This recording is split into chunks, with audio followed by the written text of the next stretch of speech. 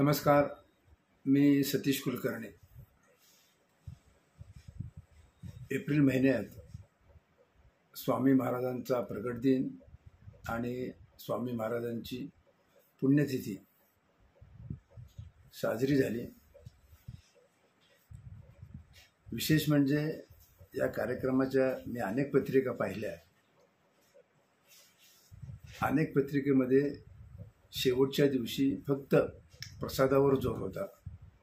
गुलाल, भंडारा असे विविध शब्द वापरले गेलेले होते. परंतु स्वामी प्रगट दिन आणि स्वामी पुण्यतिथी या दिवशी जे व्हायला पाहिजे ते अनेक ठिकाणी घडलं नाही. म्हणून एका ठिकाणी वाचण्यात आलं होतं, टाळ्या वाजवायला 8, प्रसादाला ताटं 60. लोक फक्त प्रसादाच्या दिवशीच गर्दी करतात. इतर वेळी जे किरकोळ कार्यक्रम आयोजित केलेले असतात संयोजकांनी, 25, 30, 40 लोकांची सुद्धा भक्तांची उपस्थिती नसते. पण स्वामी महाराज हे पाहत असतात की प्रसादाच्या दिवशी कोण कोण येते आणि हजारो भाविक प्रसादाला जमतात. खरं तर अध्यात्मामध्ये असं सांगितलंय की सेवा करता करता भक्तजन दमतात आणि घरी जाऊन पुन्हा भोजन करणं अवघड असतं. जर पती पत्नी किंवा सहकुटुंब जर सेवा कार्याला आलं तर जाऊन परत स्वयंपाक करणं आणि प्रसाद घेणं अवघड.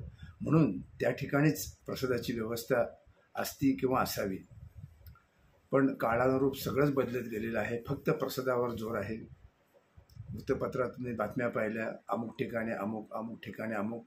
लोक लाखोंच्या संख्येने आकडे फुगवून एवढ्या लोकांनी प्रसाद घेतला हे मोठेपणाने सांगत होते. त्याबाबत तर न बोलणंच बरं. प्रसाद अक्षरशः आणि प्रत्यक्षात किती घेतात याचा हिशोब केला तर जवळजवळ 50 पट वाढवलेला आकडा दिसून येतो. त्याबाबत मी पुन्हा एकदा सविस्तर बोलणार आहे. समजून घेतलं तर समजतं, पण भाविक देवाच्या भीतीने कोणी बोलत नाही. पण आता पुण्यतिथी पण झाली आणि प्रगट दिन झालेला आहे. भाविकांनी विचार करावा की आपण सेवा न करता प्रसाद घेतो. खरोखरच हे स्वामींना आवडत असेल का? आपण सेवा करायला पाहिजे, दिवसभर त्या मंदिरात थांबायला पाहिजे, त्या ठिकाणी सेवा करून घ्यायला पाहिजे किंवा करायला पाहिजे. पण तसं काही घडत नाही. आणि रांगा लावून पंचपक्वान्नाचा प्रसाद घेतात, स्वामी देतात ते घेतात. पण विचार केला तर भक्तांनी विचार करायला पाहिजे, खरोखरच आपण प्रसाद म्हणजे परमेश्वराचं साक्षात दर्शन त्या प्रसाद रूपाने घेतो आणि आपण सेवा करतो का? स्वयंसेवक बिल्ले लावतात, मोठेपणा मिरवतात, अमुक करतात, तमुक करतात. सर्व ब्रह्मांड नायक स्वामी महाराज पाहतात. म्हणून हे उत्सव साजरे करताना खूप काळजी घ्यायला पाहिजे. स्वामी महाराज कृपाळू आहेत, ते सेवा करून घेण्याचा प्रयत्न करतात. परंतु मनुष्य स्वभाव असा झालेला आहे की फक्त प्रसादा दिवशी जायचं, 7-8 दिवस त्या मंदिराकडे कोणी फिरकतसुद्धा नाही. आणि मग असं वाटतं की प्रगट दिन आणि पुण्यतिथी फक्त प्रसादासाठीच आहे का? फार मोठ्या प्रमाणात या 2 दिवशी नामस्मरण व्हायला पाहिजे. तासोनतास नामस्मरण व्हायला पाहिजे. परंतु 5 मिनटंसुद्धा अनेक ठिकाणी नामस्मरण झाल्याचं ऐकवत नाही. मी प्रगट दिन आणि पुण्यतिथीला कुठं जात नाही, कारण आमच्या घरीच छोटा कार्यक्रम असतो. पण यावेळेस मला एकाने आग्रह केला होता की तुम्ही काही झालं तरी या. मी त्यांना विनंती केली की हे 2 दिवस सोडून मी केव्हाही यायला तयार आहे. परंतु त्यांनी माझ्यावर एक प्रेमाचा दबाव आणला आणि मी त्यांना होकार दिला. 1-1.5 तासाचा आमचा कार्यक्रम ठरला होता.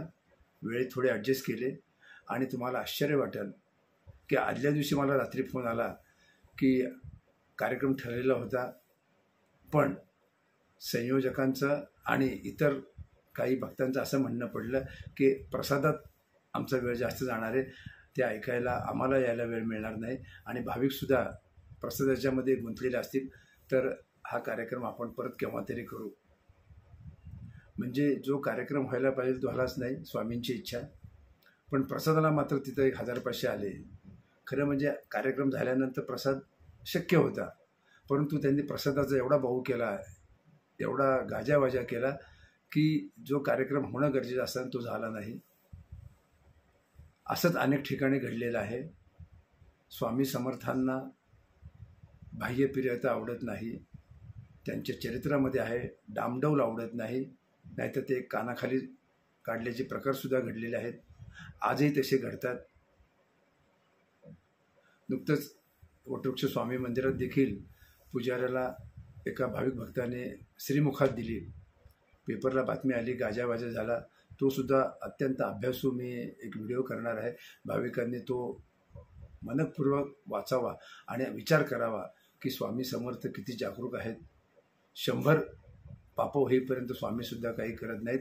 आणि ज्या दिवशी स्वामी प्रकट झाले त्या दिवशीच कानाखाली जाळ निघाला. अत्यंत खेदाची गोष्ट आहे. असो, तो विषय नंतर आहे. परंतु भाविक भक्तांनी यापुढं जर प्रगट दिन, गुरुवार, गुरुपौर्णिमा, दत्त जयंती, चित्रा नक्षत्र असे जर कार्यक्रम साजरे करायचं ठरवलं तर शक्यतो नामस्मरणावर भर द्या. आणि असंही थोडं कडक धोरण अवलंबा की जे नामस्मरणाला येतील, तासभर नामस्मरण करतील, त्यांनाच प्रसादाची व्यवस्था आहे. एकदा फलक लावून पहा, थोडा तुम्हाला बदल जाणवेल. गोंदवली येथे सुद्धा फार सुंदर व्यवस्था आहे. जर राहायचं असेल, मुक्काम करायचा असेल तर अमुक माळ जप त्यांनी सक्ती केलेली आहे. लोक देवाची सेवा करत नाहीत, सेवेचा भाऊ आणतात आणि मग नंतर संकटसमयी स्वामींनी मदत केली नाही तर पुन्हा मग आरडाओरड करतात. आम्ही महाप्रसादाला गेलो होतो, आम्ही अमुक केलं होतं, तमुक केलं, आम्ही पौर्णिमा करतो, आम्ही इकडं जातो, तिकडं जातो. त्याचा शक्यतो काही उपयोग नाही. स्वामींसमोर बसून मोठ्या आवाजामध्ये सहकुटुंब, सहपरिवार किंवा अनेक भक्तांनी जर नामस्मरण करायचं ठरवलं तर ती खरी सेवा आहे. या पुण्यतिथीला आणि प्रगट दिनाला गर्दी झाली, गाजावाजा झाला, मोठेपणा झाला, पण खरोखरच स्वामींना आवडलं असेल का याचा प्रत्येक भाविकाने थोडा गंभीरपणे विचार करावा.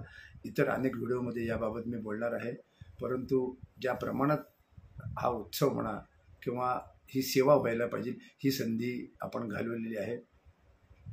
आता आपल्या घरातच जास्तीत जास्त नामस्मरण करून स्वामींची माफी मागून पुढील वर्षभर आपण सेवा करावी आणि पुढील वर्षी पुण्यतिथी आणि प्रगट दिनाला काहीतरी बदल स्वामींना दाखवा.